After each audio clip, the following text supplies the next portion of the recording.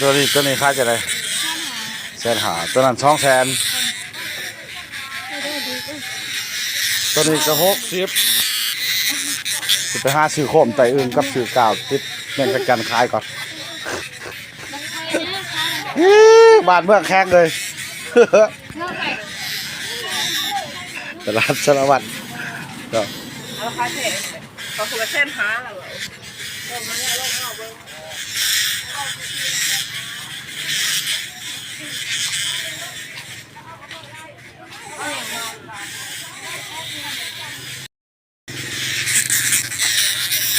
เด้อบ้านเมืองแข้งเลย